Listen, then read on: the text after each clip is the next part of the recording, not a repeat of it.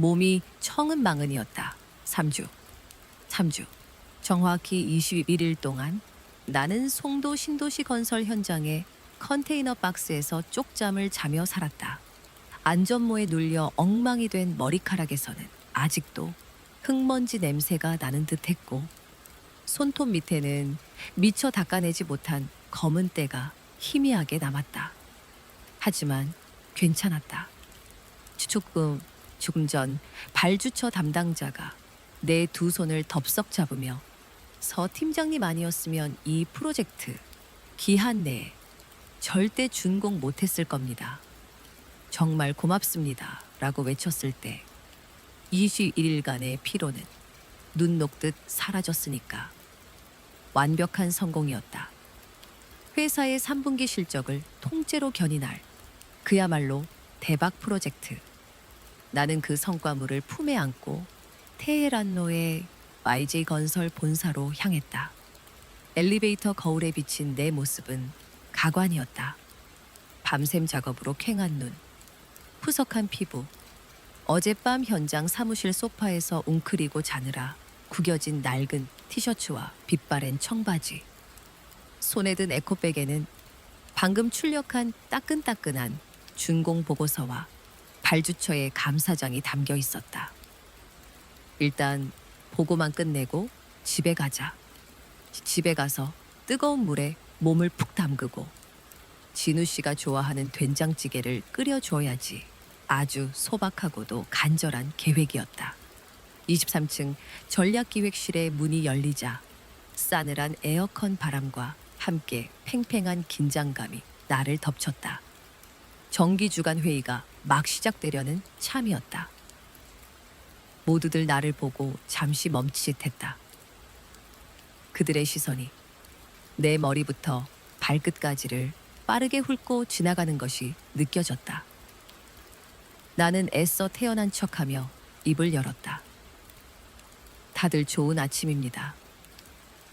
송도 현장 최종 보고서 가져왔습니다. 그 누구도 대답하지 않았다. 정적을 깬 것은 회의 테이블 상석에 앉아 팔짱을 낀 채 나를 비웃듯 바라보던 시누이 강미나 상무였다. 어머, 우리 서 팀장님. 이게 무슨 행색이야. 요즘은 건설 현장에서 노숙자 체험 프로그램이라도 운영하나 봐? 날카로운 목소리가 회의실 전체에 울려 퍼졌다. 몇몇 직원들이 당황한 듯 시선을 피해야 했다. 강민아. 남편의 여동생이자 이 회사의 상무님. 그녀는 언제나처럼 명품 브랜드의 신상 트위드 재킷을 완벽하게 차려입고 전문가의 손길을 거친 듯한 메이크업을 한 채 나를 내려다보고 있었다. 마치 잘 닦인 보석이 흙탕물에 뒹구는 돌멩이를 내려다보듯이. 나는 주먹을 꽉 쥐었다. 현장에서 바로 오는 길이라서요, 상무님. 프로젝트는 완벽하게 마무리됐습니다. 프로젝트? 아, 그거 됐고. 지금 그게 중요한 게 아니잖아. 미나는 자리에서 일어나 나에게로 천천히 걸어왔다. 그녀가 뿌린 값비싼 향수 냄새가 흙먼지 냄새와 뒤섞여 역겹게 코를 찔렀다. 그녀는 내 앞에서 멈춰 서더니 내 구겨진 티셔츠 자락을 두 손가락으로 역겹다는 듯 집어 올렸다. 언니, 여기는 YJ 건설 본사야. 강남 테헤란로 한복판에 있는 번듯한 회사라고. 어디 무슨 자선단체 밥 얻어먹으러 온 사람처럼 하고 다니면 다른 사람들이 우리 회사를 뭐라고 생각하겠어? 언니 하나 때문에 회사 전체 이미지가 바닥을 치는 거 안 보여? 심장이 쿵 하고 내려앉았다. 회의실에 모인 모두의 시선이 바늘처럼 나를 찔렀다. 얼마 전까지 나와 함께 현장에서 컵라면을 나눠 먹던 박 대리도, 내가 입사 초기에 업무를 가르쳐 주었던 김 주임도 그저 침묵한 채 바닥만 내려다볼 뿐이었다. 그들은 알고 있었다. 이 자리에서 누가 진짜 일을 하는 사람인지. 하지만 그들은 동시에 더 중요한 사실도 알고 있었다. 나는 이 집안의 며느리일 뿐이고 강민아는 이 회사의 주인이라는 것을. 그들의 월급과 승진은 내 손이 아닌 강민아의 손에 달려 있었다. 나는 입술을 깨물었다. 죄송합니다. 회의 끝나고 바로 갈아입겠습니다. 우선 보고부터. 보고. 아, 정말 듣기 싫다. 미나가 신경질적으로 소리치며 내 손에 들린 보고서를 쳐냈다. A4 용지 수십 장이 허공을 날아 회의실 바닥에 무력하게 흩어졌다. 지난 3주간의 내 피와 땀이 그렇게 허무하게 흩어졌다. 언니가 잘난 척하는 거 이제 정말 지긋지긋해. 프로젝트 하나 성공했다고 유세는. 그렇게 잘났으면 행색부터 좀 프로답게 하고 다녀야 하는 거 아니야? 이게 뭐야? 어디 가서 YJ 건설 팀장이라고 말하면 사람들이 믿기나 하겠어? 그때였다. 회의실 문이 스르륵 열리며 우아한 실크 블라우스를 입은 시어머니 윤 여사께서 들어오셨다.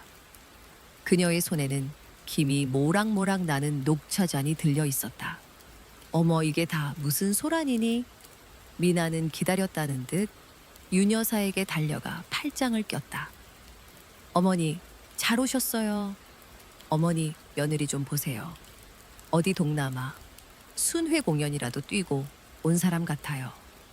저 꼴로 회사에 나타나서 우리 회사 망신은 다 시키고 있잖아요. 윤 여사의 날카로운 시선이 나에게로 향했다. 그 눈빛은 경멸과 실망으로 가득 차 있었다. 마치 내가 집안에 들여서는 안 될 오물이라도 되는 것처럼. 서지혜, 너 지금 이게 무슨 꼴이니? 일하는 것도 좋지만 여자가 분수를 알아야지.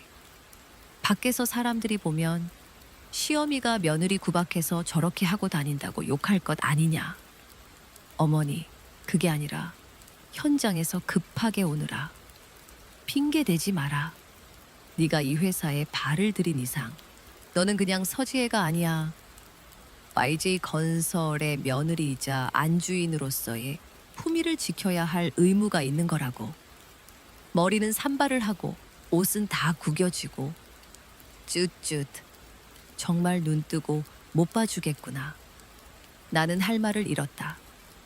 목구멍에 뜨거운 덩어리가 걸린 것처럼 숨이 막혔다. 이토록 부조리한 상황 속에서 나는 간절하게 단 한 사람을 기다리고 있었다. 내 남편, 강진우. 그는 분명 이 상황을 바로잡아 줄 것이다. 그는 내 노력을, 내 진심을 알아줄 유일한 사람이니까. 그 순간 거짓말처럼 회의실 뒷문이 열리고 진우 씨가 들어왔다. 피곤한 얼굴, 익숙한 발걸음. 그는 흩어진 서류와 굳어버린 사람들, 그리고 그 중심에 선 나와 그의 어머니, 여동생을 번갈아 보았다. 나는 구원이라도 만난 듯 그를 바라보았다. 제발 제발 한마디만 해줘. 내 편이 되어줘. 하지만 내 기대는 산산조각이 났다. 그는 깊은 한숨을 내쉬며 내게로 걸어와 말했다. 그 목소리는 내가 아는 다정한 남편의 것이 아니었다. 차갑고 무심하고 모든 것을 포기한 사람의 목소리였다. 당신도 참 회의 있는 거 뻔히 알면서 왜 이런 옷을 입고 와서 분위기를 망쳐. 사람 말 좀 들어. 진우 씨, 됐어. 오늘은 그만 들어가서 쉬어. 여기는 나랑 미나가 알아서 할 테니까. 그의 말은 비수처럼 날아와 내 심장에 박혔다. 그는 나를 보호한 것이 아니었다. 그는 나를 이 상황에서 치워버린 것이다. 마치 흠집 난 가구를 손님 눈에 띄지 않는 곳으로 옮겨놓듯이 그는 그의 어머니와 여동생의 편에 서서 나를 완벽한 이방인으로 만들었다. 미나는 승리자의 미소를 지으며 내 어깨를 툭 쳤다. 들었지, 언니? 오빠도 저렇게 말하잖아. 얼른 가서 씻고 잠이나 자. 흙먼지 날려서 회의에 집중이 안 되네. 나는 천천히 고개를 들어 그들을 하나씩 바라보았다. 오만한 미소를 띤 강민아, 냉정한 얼굴의 윤여사, 그리고 시선을 피하며 다른 곳을 보고 있는 내 남편 강진우. 그래, 이제 알겠다. 이 성 안에서 나를 위한 자리는 처음부터 없었다. 나는 그저 유능한 부품이었을 뿐 가족은 아니었다. 피로가 아니었다. 심장이 무너져 내리는 소리였다. 그 소리를 들으며 나는 아무 말 없이 몸을 돌려 흩어진 내 보고서들을 줍기 시작했다. 한 장, 또 한 장. 내 지난 3주간의 시간을, 나의 자존심을, 그리고 산산조각난 내 믿음을. 바닥에 흩어진 보고서들은 단순한 종이, 쪼가리가 아니었다. 그것은 지난 3주간 잠을 쪼개가며 쌓아 올린 나의 시간이었고, 동료들과 함께 땀 흘리며 다진 신뢰였으며, 이 회사에 대한 나의 마지막 남은 애정이었다. 차가운 대리석 바닥에 무릎을 꿇고 한 장 한 장 흩어진 내 자존심의 파편들을 주워 모았다. 아무도 나를 도와주지 않았다. 그들은 그저 서서 혹은 앉아서 이 굴욕적인 연극의 마지막 장면을 말없이 관람하고 있을 뿐이었다. 보고서를 다 끌어모아 품에 안고 일어섰을 때 나는 그 누구의 얼굴도 쳐다보지 않았다. 강민아의 조소도, 윤여사의 냉랭함도, 그리고 강진우의 외면도 더 이상 마주할 가치가 없었다. 나는 뻣뻣하게 굳은 몸을 돌려 회의실 문을 향해 걸었다. 등 뒤로 그들의 나직한 수군거림이 들려오는 듯했지만 내 귀에는 아무것도 들어오지 않았다. 세상의 모든 소음이 차단된 진공 속을 걷는 기분이었다. 복도를 지나 엘리베이터 앞에 섰다. 딩 하는 소리와 함께 문이 열리고 텅 빈 공간이 나타났다. 나는 기계적으로 안으로 들어섰다. 닫힘 버튼을 누르자 문은 천천히 닫히며 회의실 앞 복도의 풍경을 지워버렸다. 사방이 거울로 된 엘리베이터 안. 나는 수십 명의 서지혜에게 둘러싸였다. 흙먼지를 뒤집어 쓴 채 헝클어진 머리카락과 텅 빈 눈동자를 한 초라한 여자. 그 모습을 보고 있자니 문득 1년 전 그날의 기억이 섬광처럼 뇌리를 스쳤다. 그때도 오늘처럼 중요한 프레젠테이션이 있는 날이었다. 나는 이 건설의 고질적인 문제였던 높은 원자재 비용을 20% 절감할 수 있는 혁신적인 공급망 관리 시스템을 기획했다.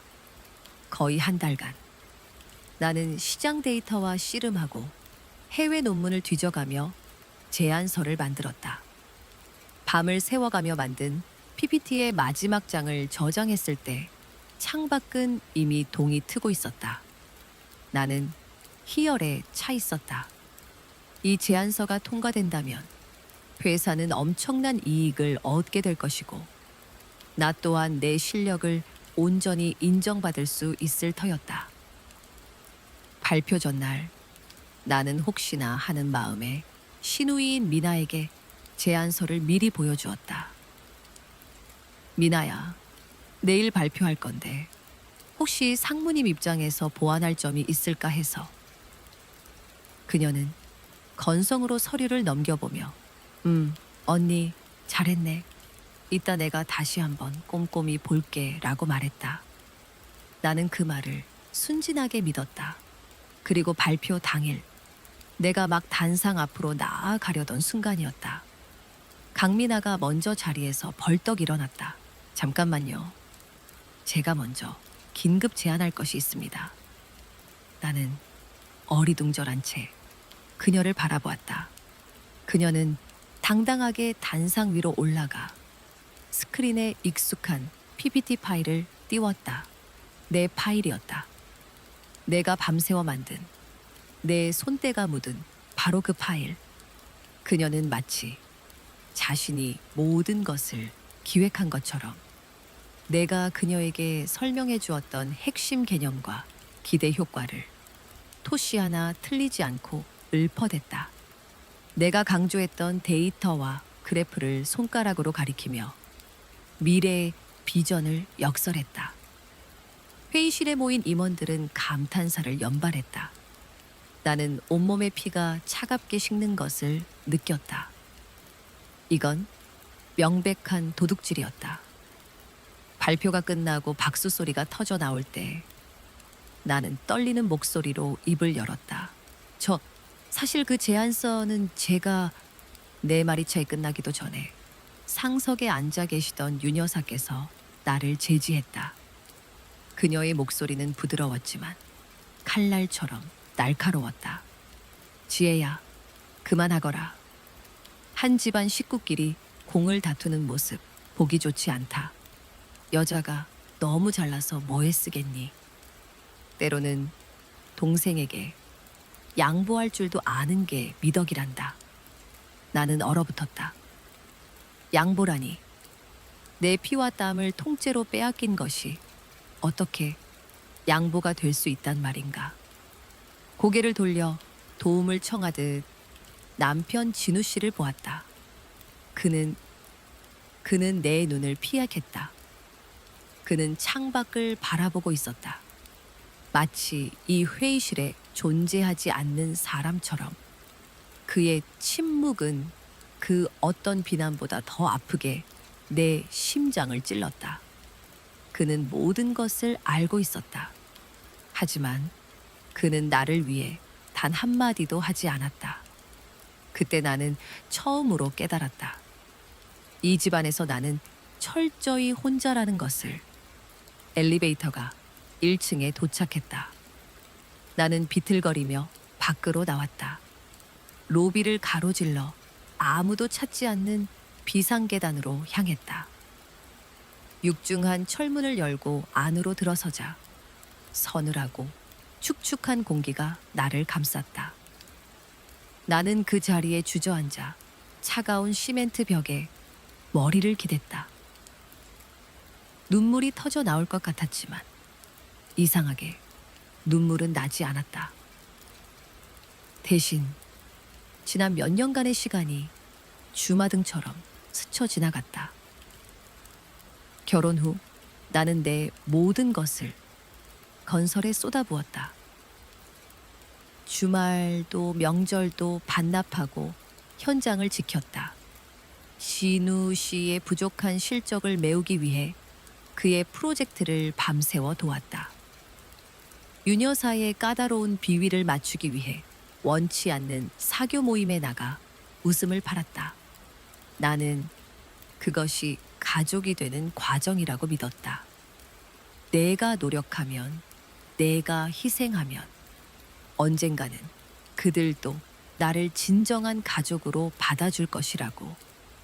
하지만 모든 것이 착각이었다. 나는 그들을 위해 일한 것이 아니었다. 그들에게 기생하고 있었을 뿐이다. 나의 능력, 나의 시간, 나의 열정은 그들의 부와 명예를 유지하기 위한 자양분으로 소모되고 있었다. 사랑이 아니었다. 이건 일방적인 착취였다. 진우 씨가 나를 사랑했다면 적어도 오늘, 아니 1년 전 그날 단 한 번이라도 내 편에 서주었을 것이다. 하지만 그는 그러지 않았다. 그는 언제나 방관자였다. 가장 안전한 곳에서 가장 비겁한 방식으로. 차가운 벽에 기댄 채 나는 실소했다. 허수음이 텅 빈 계단에 메아리 쳤다. 그래, 이제 끝내자. 이 지긋지긋한 연극을 끝낼 때가 왔다. 나는 에코백에서 스마트폰을 꺼냈다. 손가락이 조금 떨렸지만 망설이지는 않았다. 주소록을 열어 오랫동안 들여다보기만 했던 이름을 찾아 눌렀다. 이수연 대표님, 블랙록 코리아, 블랙록 코리아. 세계 최대 규모의 글로벌 투자사. 이수연 대표는 2개월 전 업계 세미나에서 내 발표를 인상 깊게 보았다며 직접 내게 명함을 건넸다. 아시아 태평양 지역의 부동산 개발 프로젝트를 총괄할 디렉터 자리를 제안하며 언제든 마음이 바뀌면 연락을 달라고 했었다. 그때 나는 진우 씨와 YG 건설에 대한 의리 때문에 정중히 거절했었다. 참으로 어리석은 의리였다. 신호음이 2번 울리기도 전에 상대방이 전화를 받았다. 네, 이수현입니다. 힘있고 지적인 여성의 목소리가 귓가에 울렸다. 나는 깊게 숨을 들이마셨다. 그리고 조금 전 회의실에서의 떨리고 무력했던 목소리가 아닌 차갑고 단단한 목소리로 말했다. 대표님, 저 서지혜입니다. 서 팀장님, 오랜만입니다. 연락 주실 줄 알았어요. 수화기 너머의 목소리에 반가움이 묻어났다.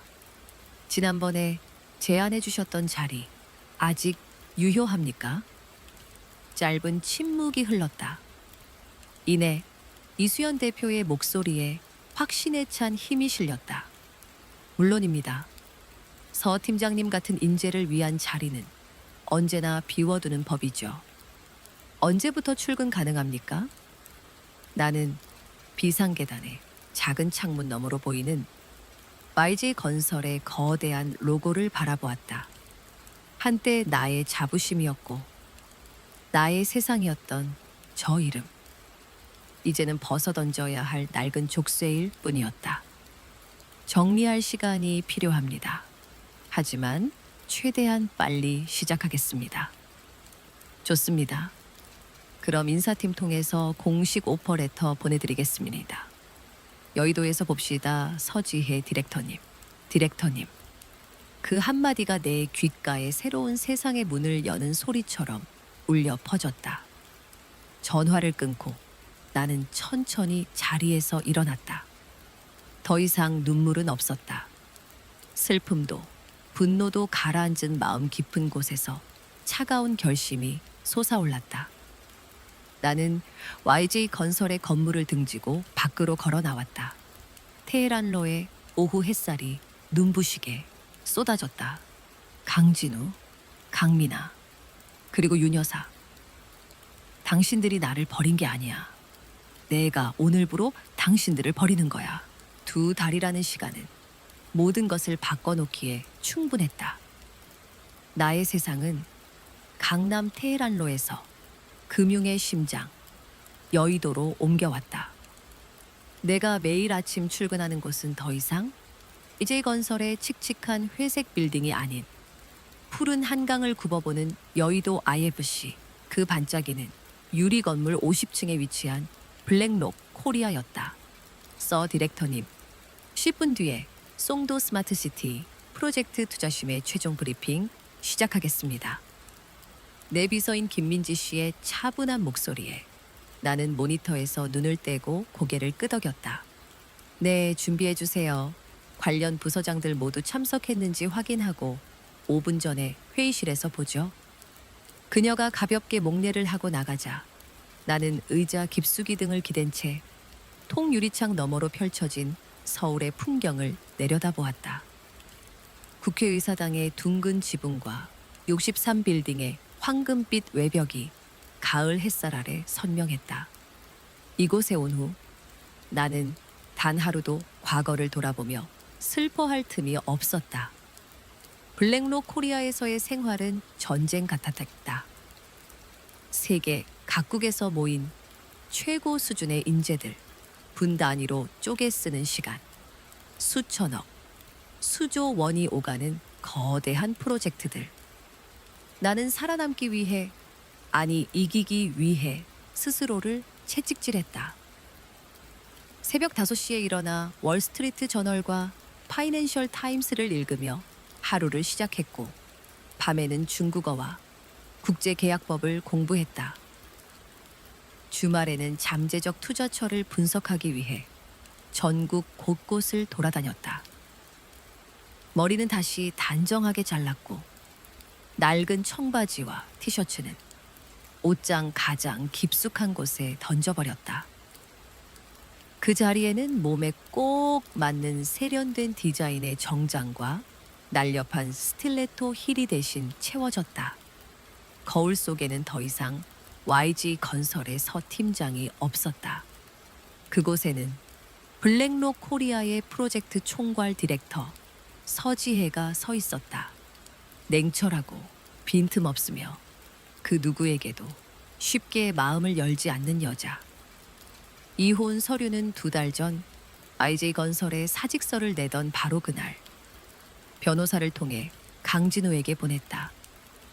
그는 수십 통의 전화와 문자를 보내왔다. 지혜야, 내가 잘못했어. 제발 만나서 얘기 좀 해. 어머니랑 미나도 다 후회하고 있어. 네가 없으니까 집이 텅 빈 것 같아. 그 구차한 변명들을 읽으며 나는 어떤 감정도 느끼지 못했다. 이미 죄가 되어버린 마음에 더 이상 타오를 불씨는 남아있지 않았다. 나는 단 한 번도 답장하지 않았다. 오늘 있을 투자 심의는 나에게 있어 블랙록 코리아에서의 첫 번째 시험대이자 어쩌면 내 인생의 가장 중요한 분기점이 될 프로젝트였다.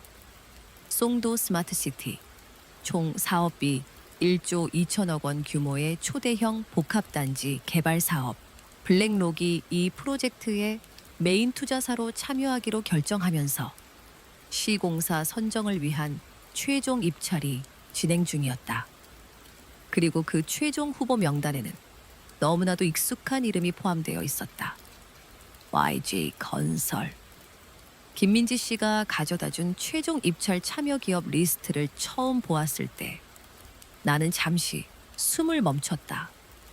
운명의 장난이라고 하기엔 너무나 지독한 우연이었다. 건설은 이 프로젝트에 사활을 걸고 있었다. 내가 떠난 후 그들이 야심차게 추진하던 다른 대형 프로젝트들이 연달아 좌초되면서 회사가 심각한 유동성 위기에 빠졌다는 소문이 파다했다. 송도 스마트시티는 그들에게 마지막 동아줄이나 다름없었다. 회의실로 향하는 복도를 걸으며 나는 내 안에서 어떤 감정이 있는지를 가만히 들여다보았다. 복수심? 통쾌함? 아니, 그런 뜨거운 감정들은 이미 오래전에 식어버렸다. 남은 것은 오직 차가운 얼음 같은 평정심뿐이었다. 나는 더 이상 그들의 가족도 부하 직원도 아니었다. 나는 오늘 그들의 운명을 결정할 수 있는 위치에 있는 갑이었다. 그리고 나는 그 권력을 아주 공정하고 철저하게 사용할 생각이었다. 디렉터님, 회의실 문 앞에서 이수연 대표가 나를 기다리고 있었다. 그녀는 특유의 카리스마 넘치는 미소와 함께 내 어깨를 가볍게 두드렸다. 준비됐죠, 서 디렉터? 오늘 서 디렉터의 판단에 우리 회사의 다음 10년이 걸려 있을지도 모릅니다. 부담 갖지 말고 평소 하던 대로만 해요. 나는 서 디렉터를 믿으니까. 네, 대표님 걱정 마십시오. 그녀의 신뢰가 담긴 눈빛을 마주하자 마지막까지 남아있던 미세한 불안감마저 사라졌다. 나는 심호흡을 한번 하고 회의실의 육중한 문을 밀고 안으로 들어섰다. D자 형태로 배치된 거대한 회의 테이블에는 이미 블랙록 코리아의 각 부문 핵심 임원들이 모두 자리를 잡고 있었다. 법무팀, 재무분석팀, 리스크 관리팀의 수장들. 나는 그들의 가벼운 목례를 받으며 테이블 가장 깊숙한 상석으로 걸어갔다. 내 자리였다. 과거에는 감히 상상조차 할 수 없었던 모든 것을 결정하고 책임지는 자리. 나는 자리에 앉아 노트북을 켜고 최종심의 자료를 스크린에 띄웠다. 그럼 지금부터 송도 스마트시티 프로젝트 시공사 선정을 위한 최종 투자 심의를 시작하겠습니다. 첫 번째 발표, 기업은 건설입니다. 준비되면 들어오라고 하세요. 내 말이 끝나기 무섭게 회의실 문이 열렸다. 그리고 나는 보았다. 한껏 멋을 낸 베이지색 명품 정장을 차려입고 자신감 넘치는 미소를 얼굴에 가득 담은 채 또각거리는 하이힐, 소리를 내며 걸어 들어오는 한 여자를 강민아. 그녀는 마치 개선 장군처럼 당당하게 회의실 안으로 들어섰다. 그녀의 뒤로는 몇몇 건설 직원들이 굳은 얼굴로 따르고 있었다. 그녀의 시선은 아직 회의실 전체를 훑고 있을 뿐 상석에 앉은 내게까지는 닿지 않은 듯했다.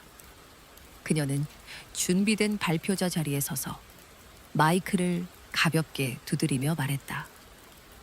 안녕하십니까? YG건설의 미래를 책임지고 있는 총괄 상무 강민아입니다.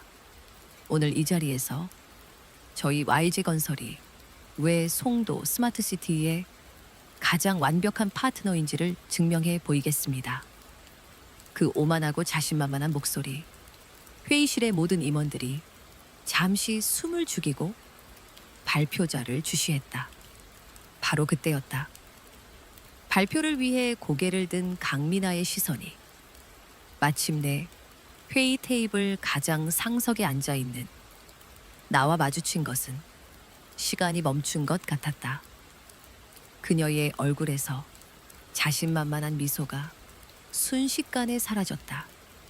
동공이 믿을 수 없다는 듯이 세차게 흔들렸다. 붉게 칠했던 입술이 파르르 떨리며 살짝 벌어졌다. 환영이라도 본 사람처럼 그녀는 눈을 몇 번이고 깜박였다. 그녀의 얼굴은 당혹감을 넘어 경악과 공포로 새하얗게 질려가고 있었다. 그녀의 입에서 거의 들리지 않을 정도의 작은 속삭임이 새어나왔다. 언니? 나는 대답하지 않았다. 그저 차가운 눈빛으로 그녀를 똑바로 응시할 뿐이었다. 당황한 YJ건설의 한 직원이 그녀의 팔을 살짝 건드리며 상무님 하고 불렀지만 그녀는 마치 못 박힌 듯 그 자리에 얼어붙어 내게서 시선을 떼지 못했다. 회의실에 어색하고 무거운 침묵이 흘렀다. 나는 그 침묵을 깨고 내 앞에 마이크를 눌러 전원을 켰다. 내 목소리는 얼음처럼 차갑고 건조하게 회의실 전체에 울려 퍼졌다. YG건설 강민아 상무님 발표 시작하시죠. 내 목소리가 스피커를 통해 회의실에 울려 퍼지자 강민아는 마법에서 깨어난 사람처럼 화들짝 놀랐다. 그녀는 거의 반사적으로 네 라고 대답했지만 그 목소리는 평소의 오만함은 온데간데 없이 가늘게 떨리고 있었다. 그녀는 여전히 내게서 시선을 떼지 못했다.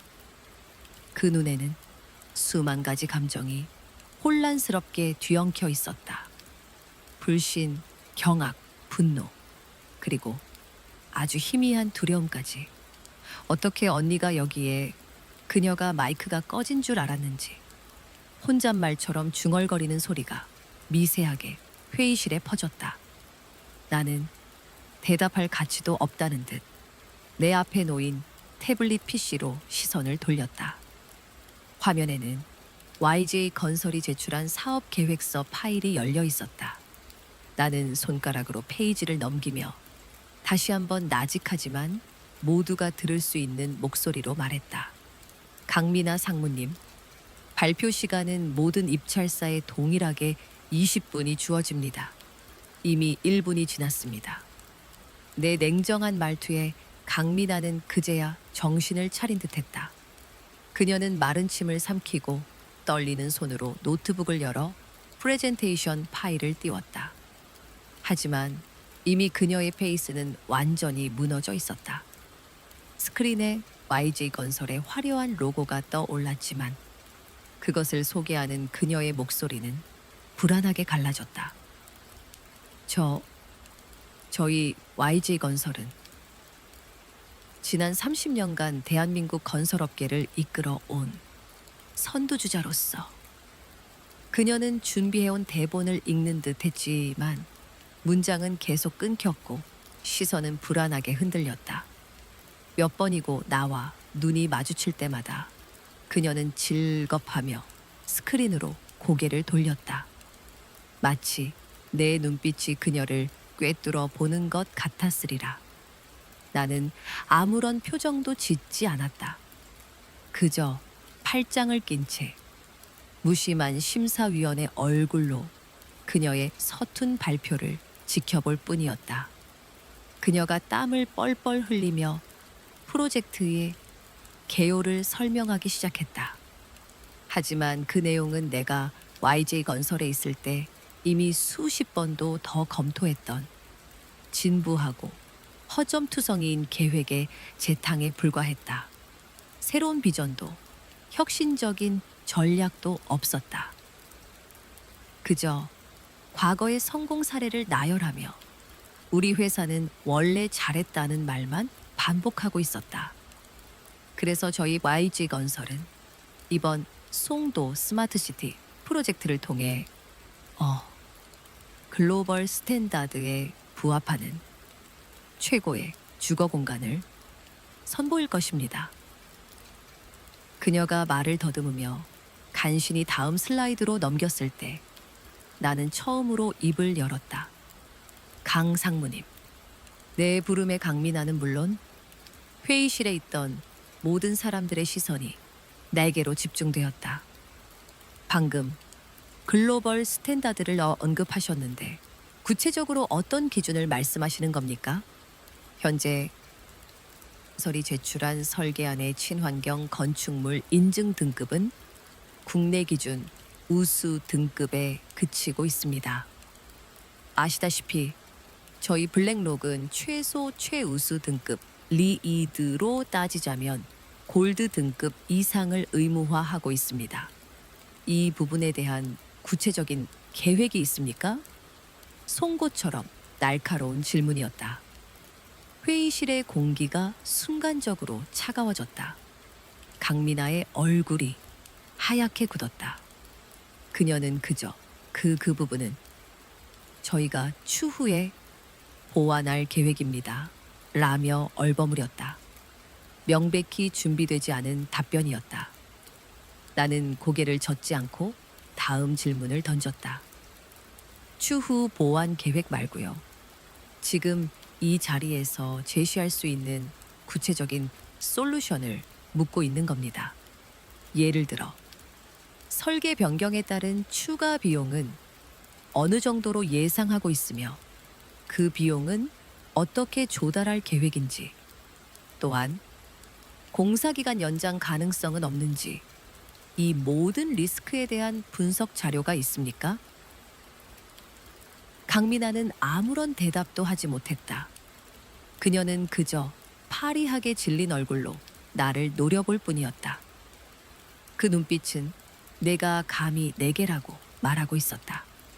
하지만 그녀는 이곳이 IJ건설 회의실이 아니라는 것을, 그리고 나는 더 이상 그녀의 손 아래 올케가 아니라는 것을 뼈저리게 느끼고 있을 터였다.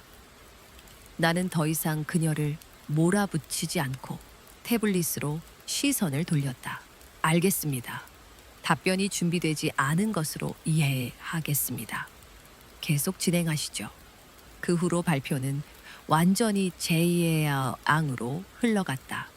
내 옆에 앉아있던 재무분석팀장이 사업비 조달 계획의 비현실성을 지적했고, 법무팀장은 토지 매입 과정에서 발생할 수 있는 법적 분쟁 가능성을 날카롭게 파고들었다. 질문이 이어질수록 강민아는 점점 더 궁지에 몰렸고 그녀의 이마에서는 식은땀이 비오듯 흘러내렸다.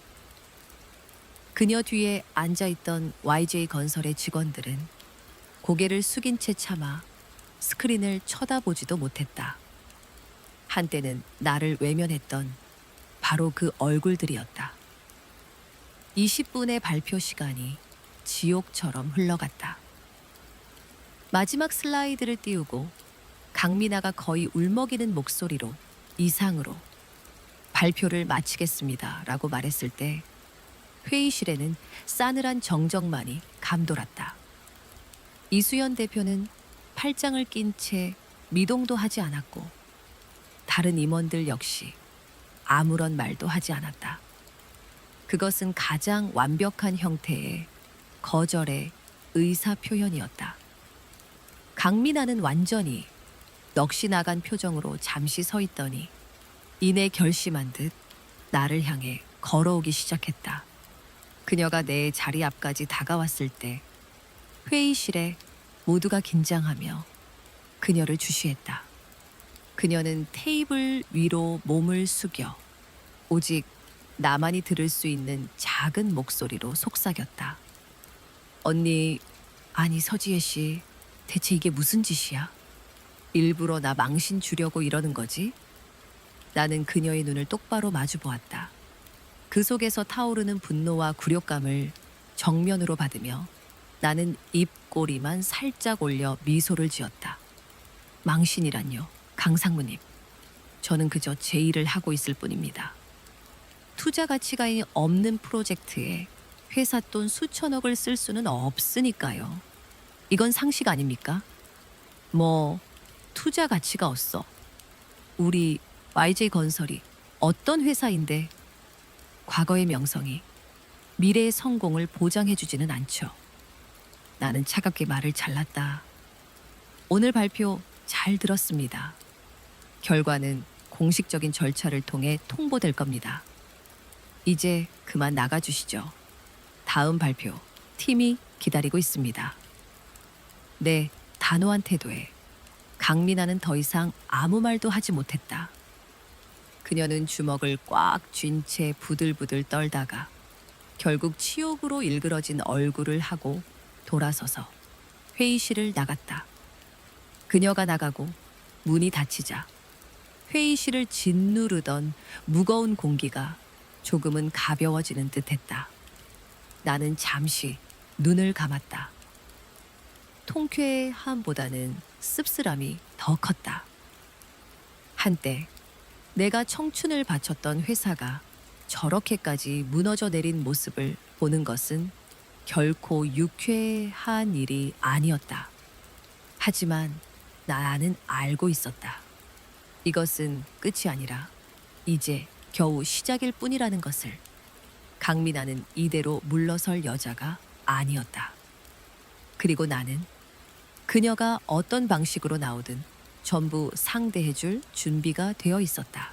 그날 오후 나는 내 오피스에서 다음 입찰 참여 기업인 대림건설의 자료를 검토하고 있었다. YG건설의 발표가 남긴 씁쓸한 뒷맛을 애써 지우려 일에 몰두했다. 그때 비서 김민지 씨가 조심스럽게 인터폰으로 연락해왔다. 디렉터님, YG건설의 강민아 상무님께서 찾아오셨습니다. 약속이 없으셔서 돌려보내려 했는데 막무가내로 디렉터님을 뵙겠다고 로비에서 말이 차이 끝나기도 전에 내 오피스 문이 벌컥 열렸다. 강민아였다. 그녀는 김민지 씨의 만류를 뿌리치고 성큼성큼 안으로 들어왔다. 아침에 그 완벽하게 세팅된 모습은 온데간데 없었다. 머리는 살짝 헝클어져 있었고 눈가는 붉게 충혈되어 있었다. 분노와 다급함이 뒤섞인 얼굴이었다. 서지혜, 너 나랑 얘기 좀 해. 태. 나는 검토하던 서류에서 눈을 떼지 않은 채 차갑게 말했다. 김민지 씨, 외부인 출입 통제 제대로 안 합니까? 보안팀에 연락하세요. 내 말에 당황한 김민지 씨가 죄송합니다, 디렉터님. 지금 바로. 라며 미나에게 다가갔지만 미나는 그녀를 거칠게 밀쳐냈다. 어딜 만져. 나 이 사람 올케야. 아니, 올케였던 사람이라고 너희들 상사 집안 사람한테 함부로 구는 거 아니야. 나는 그제야 서류를 내려놓고 의자에서 일어났다. 그리고 미나를 향해 천천히 걸어갔다. 그녀의 앞에 멈춰서서 나는 얼음장처럼 차가운 목소리로 말했다. 여기는 YJ 건설이 아닙니다, 강민아 씨. 그리고 나는 더 이상 당신의 언니나 올케가 아니고요. 공과 사를 구분 못하는 사람과는 할 얘기 없습니다. 당장 나가주세요. 업무 방해로 신고당하고 싶지 않으면.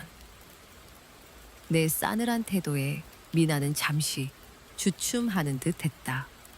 하지만 이내 그녀의 얼굴에 경멸과 조소가 어렸다. 그녀는 내 주변을 한 바퀴 빙 돌며 머리부터 발끝까지 훑어보았다. 우와, 서지혜 진짜 용됐다. 이런 번쩍이는 사무실도 다 쓰고 월급은 좀 받아?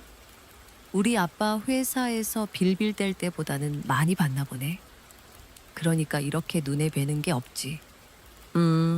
그런데 어쩌나. 네가 아무리 여기서 디렉터니 뭐니 거창한 직함 달고 있어 봤자 네 뿌리는 안 변해. 넌 그냥 우리 집에 운 좋게 시집 와서 사람 꼴 갖추게 된 별 볼 일 없는 여자일 뿐이라고 알아? 그녀의 말은 독화살처럼 날아왔지만 이상하게도 내 마음은 조금도 흔들리지 않았다. 나는 이미 그보다 더한 말들로 수없이 상처받고 단련되어 있었다. 나는 그저 무표정하게 그녀를 바라보며 말했다. 할 말 다 했으면 이제 그만 가주시죠. 바쁩니다. 나의 무반응이 그녀를 더욱 자극한 모양이었다. 그녀는 갑자기 내 앞으로 바짝 다가와 목소리를 낮춰 속삭였다. 하지만 그 속에는 간절함이 아닌 협박과 회유의 기운이 가득했다. 서지혜, 똑똑히 들어. 이번 프로젝트 우리 YG 건설한테 얼마나 중요한지 너도 잘 알잖아. 우리 아빠, 아니 네 시아버지였던 분 건강도 안 좋으시다고. 이 프로젝트까지 엎어지면 회사 정말 큰일 나. 네가 우리 집안 사람이었던 정을 생각해서라도, 아니 우리 오빠, 진우 오빠 생각해서라도 이번 한 번만 눈 감아줘. 진우 씨의 이름이 나오자 내 심장이 아주 미세하게 차갑게 쿵 하고 내려앉았다. 미나는 내 표정 변화를 놓치지 않고 말을 이었다. 그래 오빠, 우리 오빠. 요즘 너 나가고 나서 폐인처럼 지내.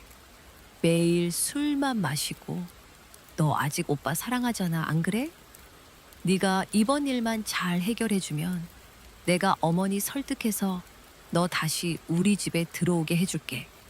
오빠랑 재결합할 수 있게 도와준다고. 어때? 나쁜 거래 아니잖아? 나는 순간 헛웃음이 터져 나오는 것을 간신히 참았다. 이 여자 강민아는 정말 조금도 변하지 않았다. 모든 것을 거래로 생각하고 자신이 원하면 무엇이든 가질 수 있다고 믿는 오만한 아가씨. 그녀는 아직도 내가 그 지긋지긋한 집구석과 강진우라는 남자에게 미련이 남아있을 것이라 착각하고 있었다. 나는 그녀의 눈을 똑바로 들여다보며 아주 천천히 그리고 분명하게 말했다. 강민아 씨, 착각하지 마세요. 내 목소리는 나직했지만 강철처럼 단단했다. 첫째, 나는 당신네 집안 사람이었던 걸 내 인생 최악의 실수로 생각합니다. 그러니 정 같은 소리 하지 마세요. 역겨우니까. 그녀의 얼굴이 살짝 굳었다. 나는 한 걸음 더 그녀에게 다가갔다. 둘째, 강진우 씨가 폐인처럼 지내든 말든 그건 내 알바 아닙니다. 버려진 건 내가 아니라 스스로 생각하고 책임질 능력을 상실한 그 남자예요. 그런 남자한테 내 인생을 다시 맡길 생각, 눈꼽만큼도 없습니다. 마지막으로 나는 그녀의 귓게, 오직 그녀만이 들을 수 있을 정도로 작지만 서늘한 목소리로 속삭였다. 그리고 셋째, 여기가 어딘 줄 알고 감히 거래를 하려고 드는 겁니까? 여기는 당신네 안방이 아니에요. 당신 아버지 돈으로 좌지우지할 수 있는 구멍가게가 아니라고요. 블랙록은 실력과 데이터로만 움직입니다. 오늘 당신이 보여준 건 무능함과 형편없는 준비뿐이었어요. 당신과 YG건설은 처음부터 자격 미달이었습니다. 내 말이 끝나는 순간 강민아의 얼굴에서 핏기가 완전히 가셨다. 그녀의 눈이 분노로 이글거리기 시작했다. 그녀가 나를 이해시키고 회유하는 것이 불가능하다는 것을 깨달은 순간 그녀의 본성이 터져 나왔다. 그녀는 더 이상 가면을 쓰지 않았다. 뭐라고? 이 근본도 없는 고아 주제에 그녀의 입에서 터져 나온 폭언에 사무실 문가에서 지켜보던 김민지 씨의 얼굴이 하얗게 질렸다. 고아. 그것은 윤 여사와 강민아가 내가 가장 아파할 것이라 믿으며 즐겨 사용하던 무기였다. 부모님을 일찍 여의고 할머니 손에 자란 내게 그 말은 한때 날카로운 비수였다. 하지만 지금의 나는 달랐다. 나는 그녀의 폭언에 눈 하나 깜짝하지 않았다. 오히려 나는 그녀를 향해 아주 희미하게 경멸이 담긴 미소를 지어 보였다. 그 근본 없는 고아한테 회사의 명운을 구걸하러 온 사람은 누구죠? 강민아 씨. 내 방역에 강민아는 이성을 완전히 잃고 말았다. 그녀는 손을 번쩍 들어 내 뺨을 향해 휘둘렀다. 이게 정말... 하지만 그녀의 손은 내 뺨에 닿지 못했다. 내가 더 빨랐다. 나는 그녀의 손목을 강하게 붙잡았다. 가느다란 그녀의 손목이 내 손 안에서 발버둥 쳤지만 소용없었다. 건설 현장에서 단련된 내 악력은 그녀가 상상하는 것 이상으로 강했다. 이거 놔. 이거 안 놔? 나는 그녀의 손목을 잡은 채 그녀의 눈을 꿰뚫을 듯이 바라보며 말했다. 나가세요. 내 입에서 보안팀이라는 말이 나오기 전에. 그리고 다시는 내 눈앞에 나타나지 마세요. 다음번에 또 이런 무례를 범하면 그땐 YG건설을 업계에서 영원히 퇴출시키는 걸 보게 될 테니까. 내 눈빛에 담긴 살기를 읽었는지 강민아는 처음으로 공포에 질린 표정을 지었다. 그녀는 결국 내 손을 뿌리치고 치욕과 분노로 일그러진 얼굴로 나를 한번 쏘아보더니 욕설을 내뱉으며 사무실을 뛰쳐나갔다. 쾅 하고 문이 닫혔다. 나는 잠시 그 자리에 서서 가빠진 숨을 골랐다. 심판은 끝났다. 그리고 나는 내가 내린 이 심판에 대해 한치의 후회도 없었다. 강민아가 폭풍처럼 휩쓸고 간 내 오피스에는 잠시 무거운 침묵이 흘렀다. 문가에 굳어있던 김민지 씨가 황급히 다가와 내 안색을 살폈다. 디렉터님, 괜찮으세요? 제가 처음부터 더 단호하게 막았어야 했는데 정말 죄송합니다. 나는 희미하게 고개를 저으며 그녀를 안심시켰다. 아니에요. 김민지 씨 잘못 아니에요. 저런 부류의 사람들은 원래 상식이 통하지 않으니까 신경 쓰지 말고 일 보세요. 하지만 내 마음은 결코 평온하지 않았다. 강민아의 마지막 그 눈빛. 모든 것을 잃은 사람의 눈빛이 아니었다. 억울함과 분노로 가득 찬 반드시 복수하겠다는 도끼가 서린 눈빛이었다. 그녀가 이대로 포기할 리 없었다. 아마도 YG 건설이 가진 모든 인맥과 수단을 동원해 나를 흔들려 할 터였다. 어쩌면 이수현 대표나 더 높은 본사 임원에게까지 손을 뻗칠지도 모를 일이었다. 나는 자리로 돌아와 굳은 표정으로 이수현 대표의 내선 번호를 눌렀다. 몇 번의 신호음 끝에 그녀의 차분한 목소리가 들려왔다. 서 디렉터, 무슨 일이죠? 대표님, 방금 YG건설의 강민아 상무가 제 사무실에 무단으로 들어와 소란을 펴왔습니다.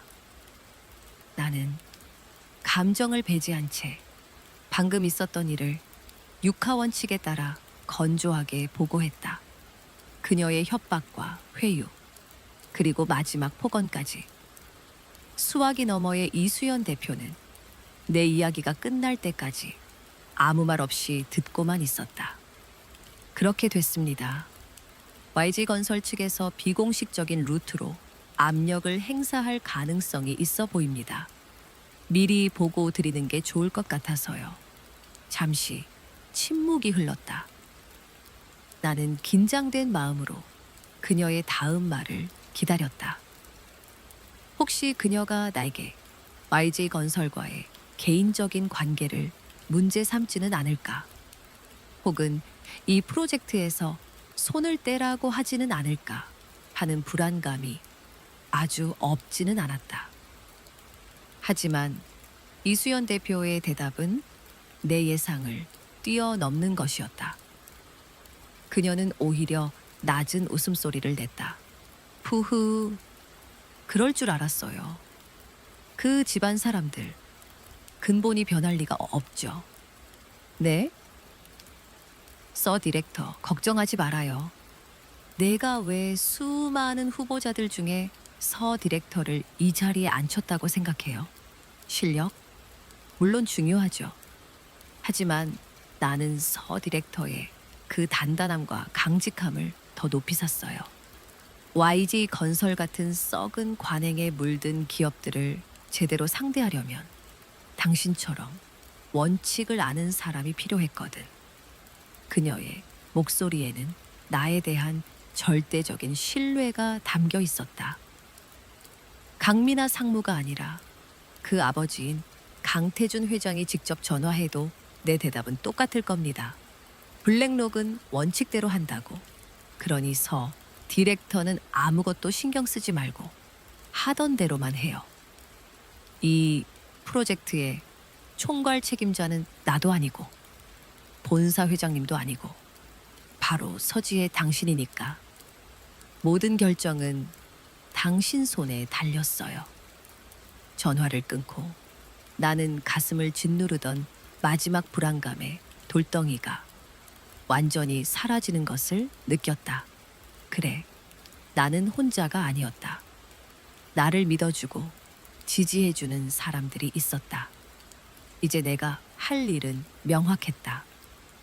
감정에 휘둘리지 않고 원칙과 데이터에 입각해 가장 냉정하고 객관적인 결정을 내리는 것. 다음 날 오전 송도 스마트시티 프로젝트 시공사 선정을 위한 최종 심의위원회가 열렸다. 이수현 대표를 비롯한 블랙록 코리아의 모든 핵심 임원들이 참석했다. 회의는 무거운 분위기 속에서 시작되었다. 각 입찰 참여 기업에 대한 부서별 평가 보고를 시작하겠습니다. 먼저 YG 건설부터. 내 말이 끝나자 각 팀장들이 순서대로 평가 결과를 발표했다. 결과는 처참했다. 재무분석팀장은 건설이 제출한 자금 조달 계획은 지나치게 낙관적이며 최소 3곳 이상의 금융기관에서 대출 부적격 판정을 받은 것으로 확인되었습니다. 사업 수행 능력에 심각한 의문이 제기됩니다. 라고 보고했다. 리스크 관리팀장은 설계안에 반영된 안전 기준이 최신 법규에 미치지 못하는 부분이 다수 발견되었으며, 이는 향후 막대한 추가 비용과 공기 지연을 유발할 수 있는 잠재적 위험 요소입니다. 라고 지적했다. 기술 심사팀, 법무팀, 심지어는 홍보팀에서조차 부정적인 평가가 쏟아졌다. 모든 보고가 끝났을 때 회의실에는 그 누구도 YG건설을 옹호하는 목소리를 내지 않았다. 결과는 만장일치나 다름없었다. 이수연 대표가 나를 바라보며 마지막으로 물었다. 서 디렉터, 최종 의견을 듣고 싶군요. 나는 자리에서 일어나 회의에 참석한 모든 임원들을 천천히 둘러보았다. 그리고 준비된 스크린에 최종 평가표를 띄웠다. Y건설의 이름 옆에는 붉은색 글씨로 부적격, disqualified 이라고 쓰여 있었다. 여러분들의 평가와 저의 최종 검토 결과를 종합하여 말씀드립니다.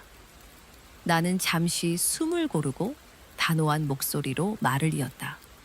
Y건설은 이번 송도 스마트시티 프로젝트의 시공사로서 자금 조달 능력, 기술력, 리스크 관리 능력 등 모든 평가 항목에서 현저히 미달하는 점수를 기록했습니다. 무엇보다 기업의 대표자로 나선 경영진이 보여준 비전문적이고 비상식적인 태도는 글로벌 투자사인 저희 블랙록의 파트너로서 갖춰야 할 최소한의 신뢰와 품격을 갖추지 못했다고 판단됩니다. 나는 강민아의 폭언이나 사적인 감정에 대한 이야기는 단 한마디도 꺼내지 않았다. 오직 객관적인 사실과 데이터에 근거한 평가만을 이야기했다. 따라서 저는 YG건설의 심사 자격을 박탈하고 이번 입찰에서 최종 탈락시킬 것을 공식적으로 제안합니다. 내 선언에 회의실에는 그 누구도 이의를 제기하지 않았다. 모두가 고개를 끄덕이며 나의 결정에 동의했다. 그것으로 YG건설의 운명은 결정되었다. 내가 한때 몸담았고 내 청춘을 바쳤던 그 회사는 바로 내 손에 의해 가장 중요한 기회를 박탈당한 것이다. 회의가 끝나고 나는 공식 발표 자료를 최종 검토했다. YG건설, 송도 스마트시티 프로젝트 입찰 최종 탈락. 이 한 줄의 문장이 내일 아침 언론에 보도되면 YG건설의 주가는 폭락할 것이고 회사는 창사 이래 최대의 위기를 맞게 될 터였다. 나는 창밖으로 보이는 어두워진 서울의 야경을 바라보았다. 마음 한구석이 서늘했지만 후회는 없었다. 이것은 복수가 아니었다. 이것은 그들이 스스로 저지른 과에 대한 당연한 결과였고 나는 그저 심판관으로서의 내 역할을 다했을 뿐이었다. 진정한 심판은 아마 이제부터 시작될 것이었다. 블랙록 코리아의 공식 발표는 예상보다 훨씬 더 큰 파장을 몰고 왔다. 다음 날 아침 모든 경제신문의 한 면은 YG건설 송도 프로젝트 탈락 충격이라는 제목의 기사로 도배되었다. 기사에는 경영진의 비전문적 태도가 탈락의 주요 원인으로 언급되었고 익명의 소식통을 인용한 기사들은 강민아 상무의 자질 문제를 신랄하게 비판했다. 건설의 주가는 개장과 동시에 하한가를 기록했고 금융권에서는 YG건설에 대한 신용 등급 하향 조정을 검토하기 시작했다. 회사는 그야말로 벼랑 끝으로 내몰리고 있었다. 나는 폭풍의 중심에서 한 발짝 물러나 그 모든 상황을 내 오피스에서 조용히 지켜보고 있었다. 그들에게 어떤 동정심도 느껴지지 않았다. 자업자득. 그 네 글자가 모든 것을 설명해주고 있었다. 그 일이 있고 3일째 되던 날 저녁이었다. 퇴근 준비를 하고 있는데 낯선 번호로 전화가 걸려왔다. 받을까 말까 망설이다. 혹시 업무 관련 전화일지도 모른다는 생각에 통화 버튼을 눌렀다. 여보세요. 나다. 수화기 너머로 들려온 낮고 권위적인 목소리. 나는 순간 숨을 멈췄다. 잊으려야 잊을 수 없는 목소리. 시아버지 강태준 회장이었다. 건강 문제로 경영 일선에서 물러나 강원도 별장에서 요양 중인 것으로 알고 있었는데 그의 목소리는 예전처럼 힘이 넘쳤다. 회장님, 내일 오전에 시간 좀 내라. 평창동으로 와. 할 얘기가 있다. 그의 말은 질문이 아닌 통보였다. 나는 잠시 망설였다. 더 이상 그와 엮이고 싶지 않았다. 하지만 그의 목소리에 담긴 거절을 용납하지 않겠다는 강한 의지에 나는 결국 그러겠노라고 대답할 수밖에 없었다. 다음 날 오전 나는 약속 시간에 맞춰 평창동에 있는 강 회장의 자택으로 향했다. 위압적인 철문이 열리고 잘 가꿔진 정원을 지나 현관 앞에 차를 세웠다. 나를 맞이한 것은 뜻밖에도 강 회장의 비서가 아닌 집안일을 돌보는 아주머니였다. 그녀는 나를 보더니 눈을 동그랗게 뜨며 놀란 표정을 지었다. 어머, 작은 사모님, 아니, 서 팀장님. 안녕하세요, 아주머니. 회장님께서 부르셔서 왔어요. 네. 서재에서 기다리고 계십니다. 그녀의 안내를 받아 2층 서재로 올라갔다. 육중한 원목 문을 노크하자 안에서 들어와 하는 짧은 대답이 들려왔다. 문을 열고 안으로 들어서자 오래된 가죽과 책 냄새가 훅 끼쳐왔다. 강 회장은 거대한 책상 뒤편 푹신한 가죽 의자에 앉아 나를 기다리고 있었다. 몇 달 사이에 퍽 늙어 보였지만 눈빛만은 여전히 매처럼 날카로웠다. 앉아라. 나는 그가 가리키는 맞은편 의자에 조용히 앉았다.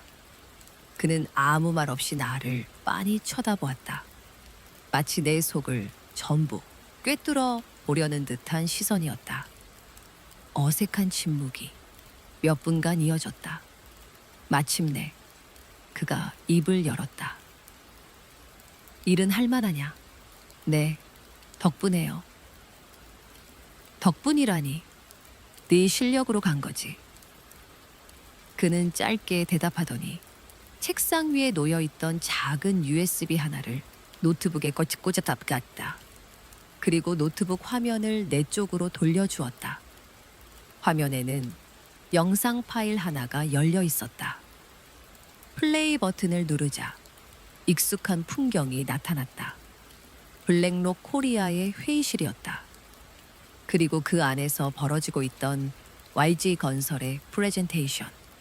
강민아의 형편없는 발표와 그녀에게 날카로운 질문을 던지는 내 모습.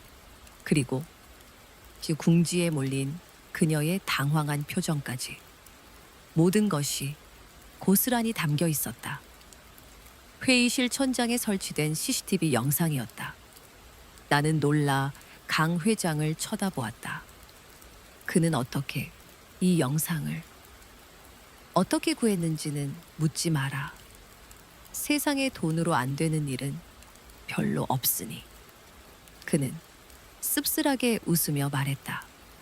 처음엔 나도 네가 사적인 감정으로 YJ 건설에 복수한 거라고 생각했다. 그래서 널 불러 직접 확인하고 만약 그렇다면 가만두지 않을 생각이었지. 그의 눈빛이 차갑게 빛났다. 그런데 이 영상을 보고 생각이 바뀌었다. 너는 단 한순간도 사적인 감정을 드러내지 않았더구나. 오직 블랙록의 디렉터로서 원칙과 데이터에 근거해서 모든 것을 판단했어. 오히려 문제를 일으킨 건 내 딸년과 내 아들놈, 그리고 내 아내였지. 그는 자리에서 일어나 창가로 걸어갔다. 창밖으로 보이는 북한산을 바라보며 그는 혼잣말처럼 말을 이었다. 내가 평생을 바쳐 일군 회사다.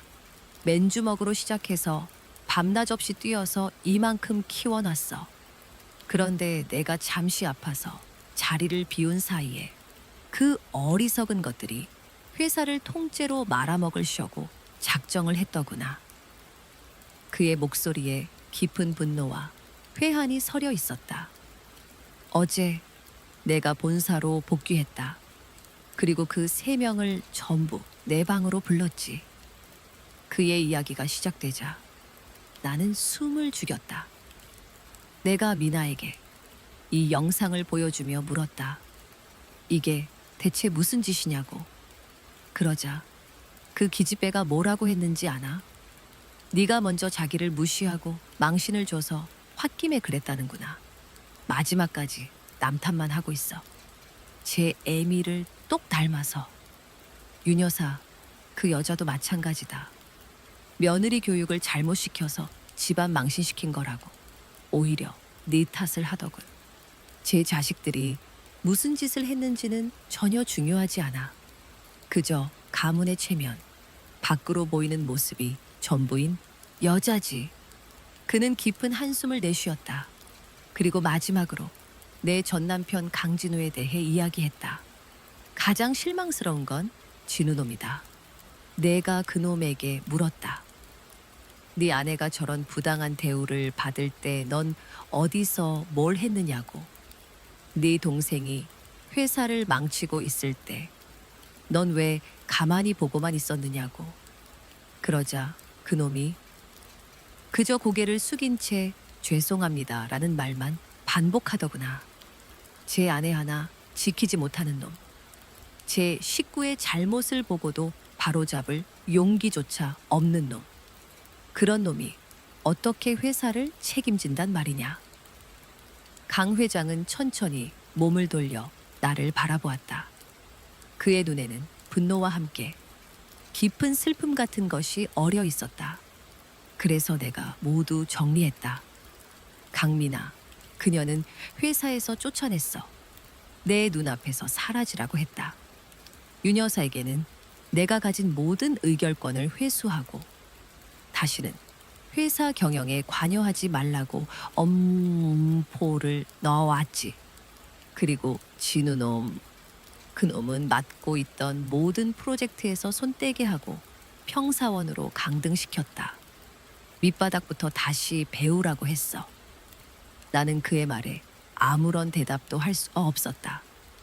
그가 내린 결정은 YG건설의 오너가 아닌 사람이라면 감히 상상할 수도 없는, 피도 눈물도 없는 숙청이었다. 지혜야. 그가 처음으로 내 이름을 불렀다. 내가 사람 하나는 제대로 봤었는데 널 며느리로 들인 것까지는 좋았으나 내 자식들 교육을 잘못 시킨 게 내 인생 최대의 실수다. 내게 미안하게 됐다. 자수성가한, 평생 누구에게도 고개 숙여본 적 없는 노회한 경영자의 입에서 나온 사과였다. 나는 그 말의 무게를 느끼며 조용히 고개를 끄덕였다. 이것으로 모든 것이 끝난 것일까? 하지만 그의 다음 말은 나를 더 큰 충격 속으로 몰아넣었다. 그래서 새로운 사람을 부르기로 했다. 이 엉망이 된 회사를 바로잡을 사람을. 새로운 사람이라니요? 강태준 회장의 의미심장한 말에 나는 나도 모르게 되물었다. 외부에서 전문 경영인을 영입하려는 것일까? 아니면 다른 대기업에 회사를 매각하려는 최후의 수단을 고려하고 있는 것일까? YG건설의 내부 사정을 누구보다 잘 아는 나로서는 여러 가지 가능성을 떠올릴 수밖에 없었다. 하지만 그가 내놓은 대답은 내 모든 예상을 완벽하게 빗나가는 것이었다. 그는 서재의 낡은 책장 한쪽으로 다가가 가족 사진 액자 뒤에 숨겨져 있던 작은 버튼을 눌렀다. 그러자 책장이 소리 없이 옆으로 미끄러지며 그 뒤에 숨겨진 비밀 금고가 모습을 드러냈다. 그는 익숙한 손놀림으로 다이얼을 돌려 금고를 열었다. 그리고 그 안에서 낡은 서류 봉투 하나를 꺼내 내 앞에 테이블 위에 올려놓았다. 열어보거라. 나는 조심스럽게 봉투를 열었다. 안에는 빛바랜 사진 한 장과 출생증명서로 보이는 서류가 들어있었다. 사진 속에는 지금보다 훨씬 젊은 시절의 강태준 회장이 낯선 서양 여자와 갓난아기를 안고 환하게 웃고 있었다. 서류를 확인하는 순간 내 눈이 커졌다. 출생증명서에 적힌 아이의 이름은 강민혁, 에일렉스 강이었고 아버지의 이름은 분명히 강태준이었다. 나는 할 말을 잃고 강 회장을 쳐다보았다. 그는 씁쓸한 표정으로 창밖을 바라보며 아주 오랫동안 가슴속에 묻어두었던 이야기를 꺼내기 시작했다. 내가 젊었을 때 회사 일로 독일에 갔다가 만난 여자다. 뜨겁게 사랑했지만 결국 현실의 벽을 넘지 못하고 헤어졌다. 그녀가 임신한 사실은 한참 뒤에야 알았지. 그때 나는 이미 윤 여사와 결혼한 후였다. 그의 목소리는 낮게 가라앉아 있었다. 나는 그 아이를 한국으로 데려올 수 없었다. 윤 여사의 성정과 당시 사회 분위기를 생각하면 그 아이에게는 지옥 같은 삶이 펼쳐질 게 뻔했으니까. 그래서 아이 엄마에게 매달 막대한 양육비를 보내는 조건으로 아이를 독일에서 키워달라고 부탁했다. 그 아이가 바로 민혁이다. 강민혁, YJ건설 그 누구도, 심지어 강진우와 강민아조차도 존재를 몰랐던 강태준 회장의 숨겨진 아들. 충격적인 진실에 나는 아무 말도 할 수 없었다. 나는 민혁이를 멀리서 지켜보기만 했다. 녀석은 제 애미를 닮아 머리가 좋고 나를 닮아 배짱이 두둑했지. 독일 최고의 공대를 졸업하고 유럽의 유명 건설 회사에서 실무를 익혔다. 지지다 비자 몇 년간은 내가 따로 과제를 내주며 경영 수업을 시켰다. 언젠가 정말 필요한 순간이 오면 녀석을 부를 생각이었지. 그는 천천히 내게로 시선을 돌렸다. 그의 눈빛은 그 어느 때보다 진지하고 단호했다. 그리고 바로 지금이 그 순간이다. 그의 선언은 서재의 공기를 얼어붙게 만들었다.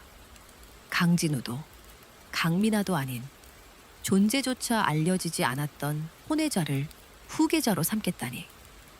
이것은 YJ건설뿐만 아니라 강 회장의 가족 전체를 뒤흔들 거대한 폭탄이었다.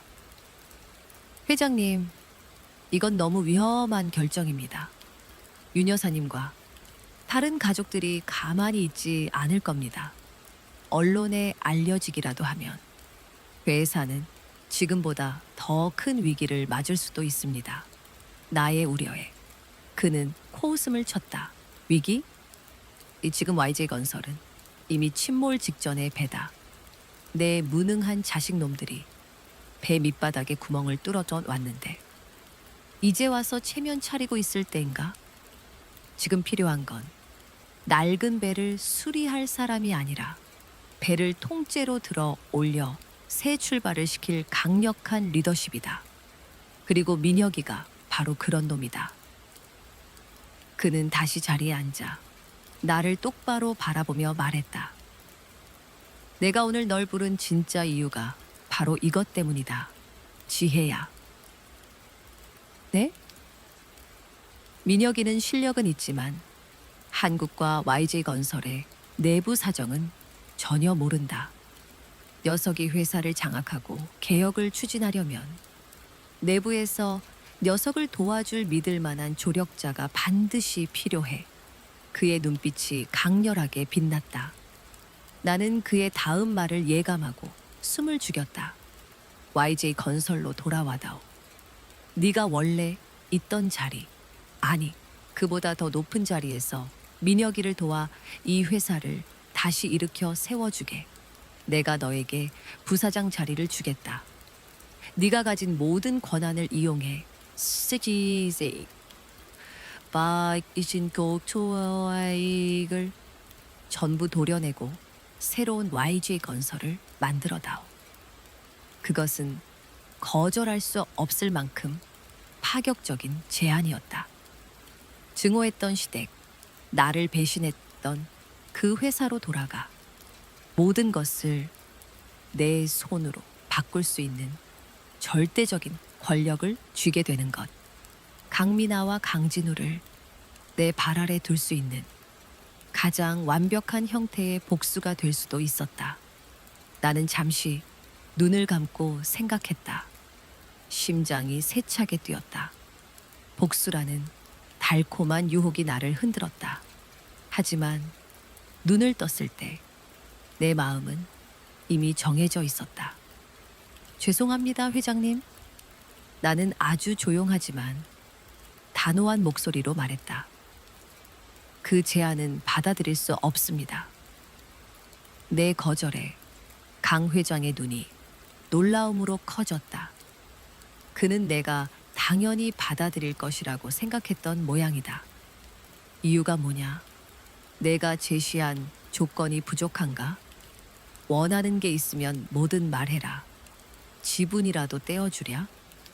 아니요. 그런 문제가 아닙니다. 나는 자리에서 일어나 그를 향해 정중하게 고개를 숙였다. 회장님께서 저를 높이 평가해 주시는 것은 정말 감사드립니다. 하지만 저는 더 이상 IG 건설이나 회장님의 가족과 얽히고 싶지 않습니다. 저는 제 힘으로, 제 능력만으로 인정받는 곳에서 저 자신을 위해 살고 싶습니다. 지난 몇 달간 블랙록 코리아에서 내가 느꼈던 것은 단순한 성공의 기쁨이 아니었다. 그것은 온전히 나 자신으로 설 수 있다는 해방감이었다. 누구의 며느리도 누구의 아내도 아닌 오직 서지혜라는 이름 석자로 평가받는 삶. 나는 다시는 그 소중한 자유를 포기하고 싶지 않았다. 저는 이미 이혼 서류를 제출했습니다. 곧 법적으로도 완벽한 남이 되겠지요. IC건설이 앞으로 어떻게 되든 그것은 이제 제가 관여할 일이 아닙니다. 부디 제 결정을 존중해 주셨으면 합니다. 강 회장은 한참 동안 아무 말 없이 나를 바라보았다. 그의 얼굴에 실망감이 스쳐 지나갔지만 이내 그는 깊은 한숨과 함께 고개를 끄덕였다. 알겠다. 내 인생이니 내가 더 이상 강요할 수는 없겠지. 똑똑하고 또 무서운 아이로구나, 너는. 그는 자리에서 일어나 나에게 손을 내밀었다. 그동안 고생 많았다. 앞으로는 내 인생을 살아라. 나는 그의 손을 마주 잡았다. 그것은 시아버지와 며느리로서의 마지막 악수이자 한때 나를 올감했던 모든 과거와의 완전한 작별 인사였다. 그 집을 나서며 나는 더 이상 뒤를 돌아보지 않았다. 내 앞에는 이제 오직 나만의 길이 펼쳐져 있을 뿐이었다. 강태준 회장과의 만남 이후 내 삶은 비로소 완전한 평온을 되찾았다. 더 이상 YJ건설이라는 이름이 내 발목을 잡지 않았고 과거의 그림자가 내 어깨를 짓누르지도 않았다. 나는 오롯이 블랙록 코리아의 서지혜 디렉터로서의 삶에 집중했다. YG건설이 탈락한 송도 스마트시티 프로젝트는 국내 1위 기업인 대림건설과의 협상을 성공적으로 마무리 지었고 나는 곧바로 다음 프로젝트 기획에 착수했다. 일은 고되고 힘들었지만 내 노력과 실력이 정당하게 평가받고 그에 상응하는 결과로 돌아오는 하루하루는 경이로울 만큼 충만했다. 그날도 다른 날과 다르지 않은 평범한 오후였다. 막 중요한 화상회의를 끝내고 잠시 숨을 돌리고 있는데 비서 김민지 씨에게서 인터폰이 왔다. 그녀의 목소리는 평소와 달리 망설임으로 가득했다. 디렉터님, 저기 로비에 손님이 찾아오셨습니다. 굳이 약속을 잡지 않으셨지만 본인들을 디렉터님의 가족이라고 소개하셔서요. 가족. 그 단어를 듣는 순간 내 심장이 차갑게 내려앉았다. 굳이 이름을 확인하지 않아도 누구인지 알 수 있었다. 올 것이 왔구나. 나는 짧게 한숨을 내쉬고 조금도 흔들림 없는 목소리로 대답했다. 들여보내지 마세요. 나는 만날 가족 없습니다. 네, 그렇게 말씀드렸는데 막무가내로 기다리시겠다고. 혹시 보안팀을 부를까요? 아니요. 됐어요. 나는 잠시 생각에 잠겼다. 이 문제를 이런 식으로 회피하고 싶지는 않았다. 모든 것을 내 손으로, 내 눈으로 직접 끝내야 했다. 내가 내려가 보죠. 나는 재킷을 걸치고 오피스를 나섰다. 엘리베이터를 타고 1층으로 내려가는 동안 나는 거울에 비친 내 모습을 물끄러미 바라보았다. 잘 다려진 실크 블라우스, 몸에 꼭 맞는 H-레인 스커트, 그리고 어떤 상황에서도 흔들리지 않을 것 같은 단단한 표정. 2달 전 YG건설 회의실 바닥에 주저앉아 흩어진 서류를 줍던 꾀죄죄한 여자의 모습은 어디에도 없었다. 엘리베이터 문이 열리고 나는 IFC 빌딩의 거대하고 웅장한 로비로 걸어 나갔다. 높은 천장, 차가운 대리석 바닥, 최첨단 미디어 월, 그리고 분주하게 오가는 비즈니스맨들.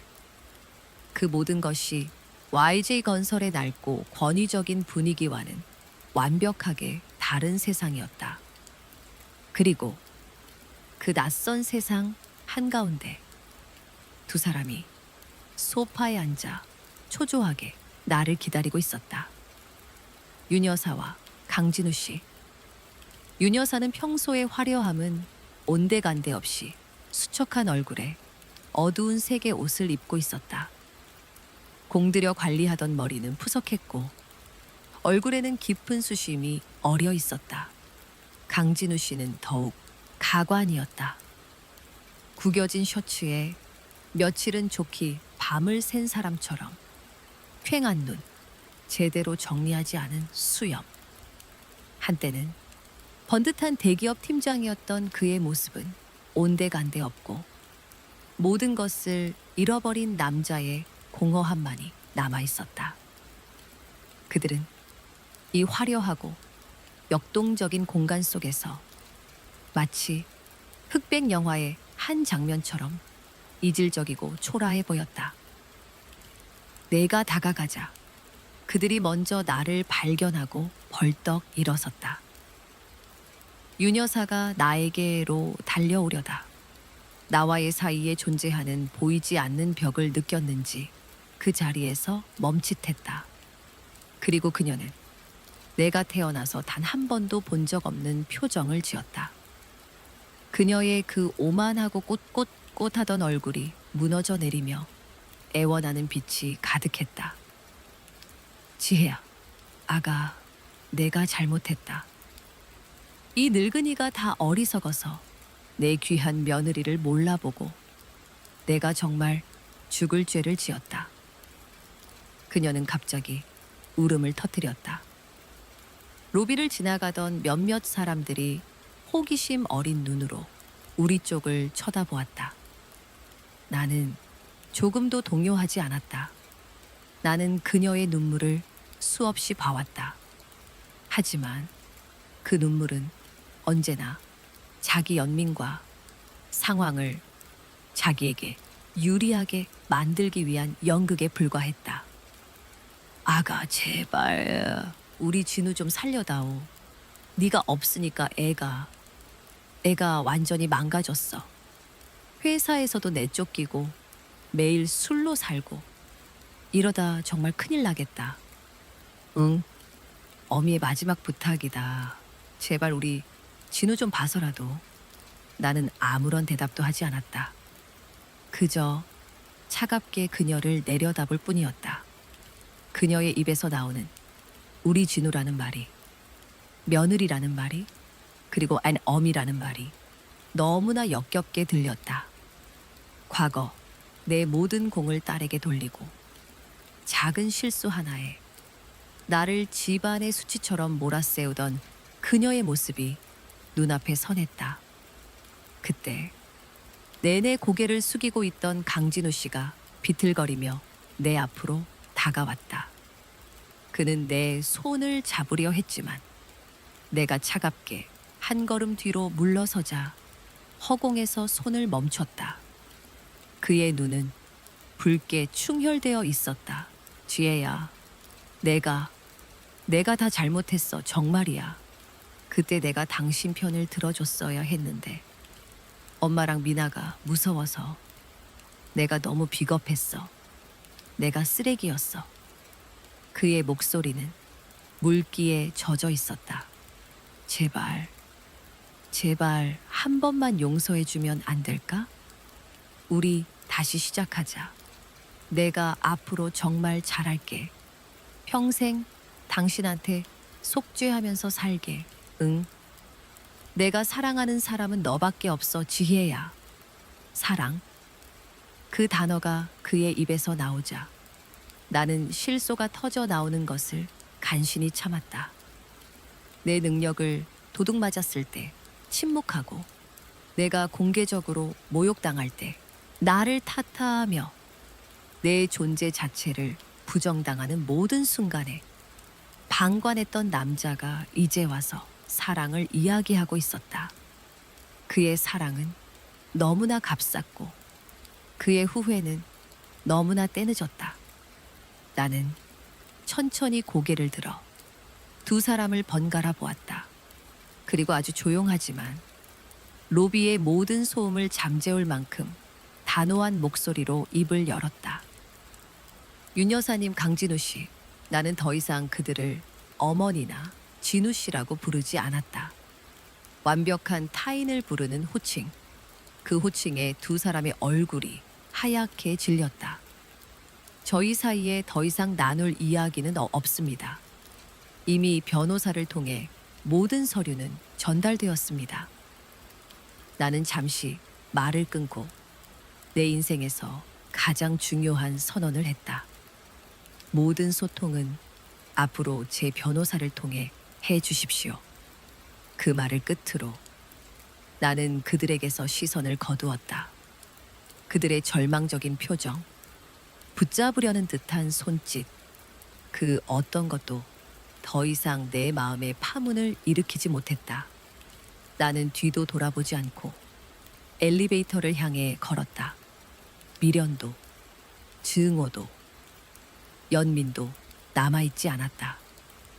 그들은 이제 내 인생과 아무런 상관이 없는 과거의 사람들이었다. 엘리베이터에 올라타 닫힘 버튼을 눌렀다.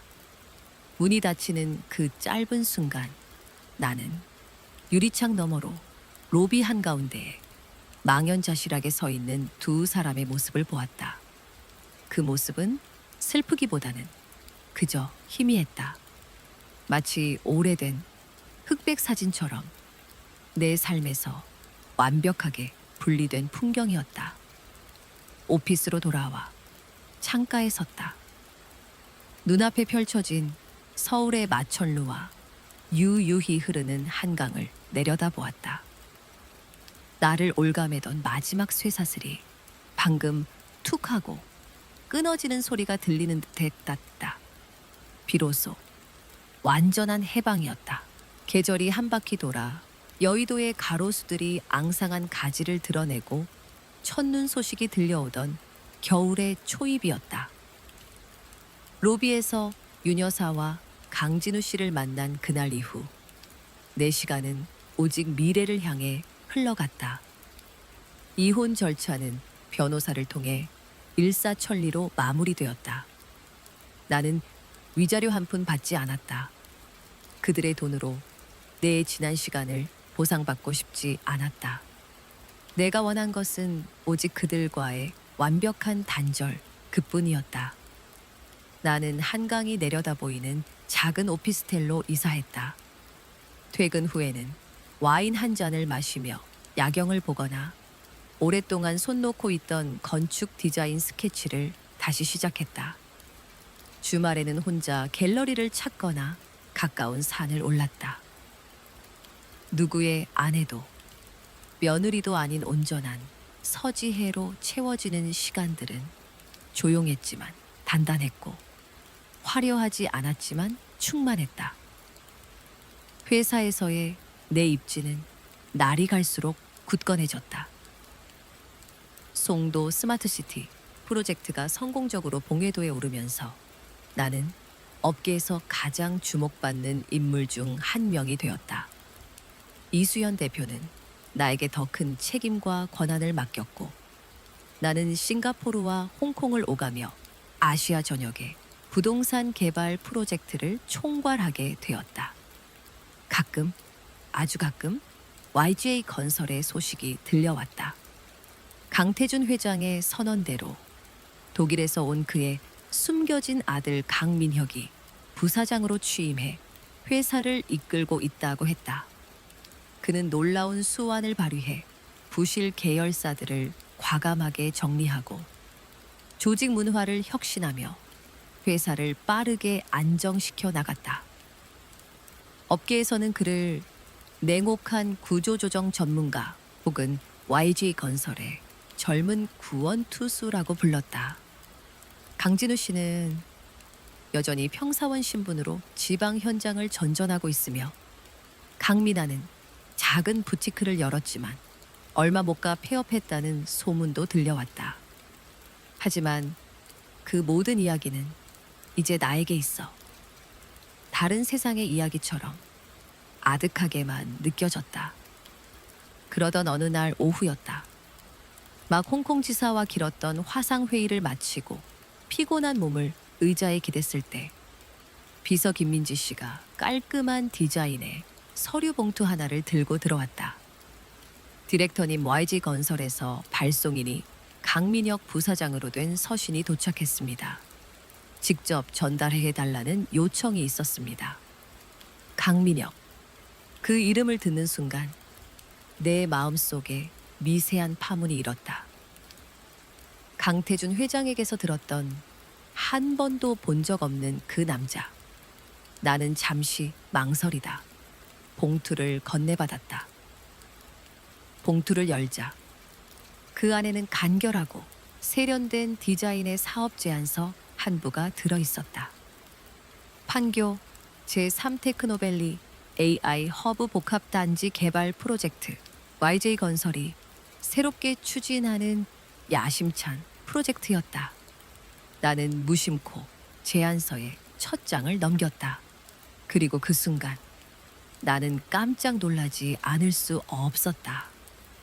제안서의 내용은 내가 과거 YJ 건설에 있을 때 미래 성장 동력으로 삼아야 한다며 냈다가 번번이 묵살당했던 바로 그 아이디어의 발전된 형태였다. 단순한 건설을 넘어 기술, 문화, 환경이 융합된 미래형 도시를 만들겠다는 나의 꿈. 그 꿈이 이 제안서 안에 고스란히 담겨 있었다. 나는 홀린 듯이 제안서를 끝까지 읽어 내려갔다. 완벽한 시장 분석, 치밀한 사업 계획, 그리고 무엇보다 프로젝트 곳곳에 녹아있는 혁신적인 철학. 이것은 결코 강진우나 강민아가 쓸 수 있는 수준의 제안서가 아니었다.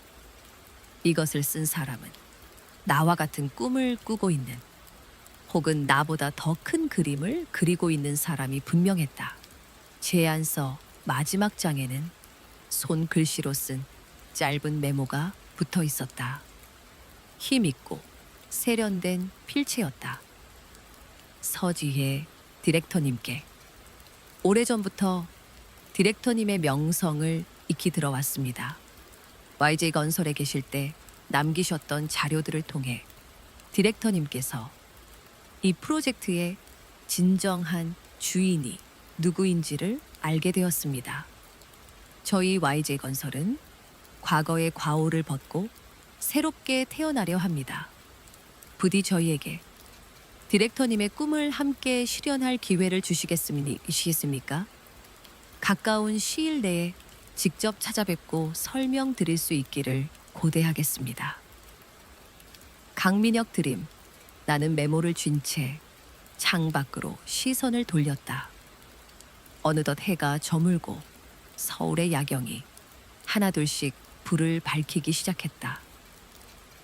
빌딩 숲 너머로 내가 언젠가 그리고 싶었던 미래 도시의 불빛들이 어른거리는 듯했다.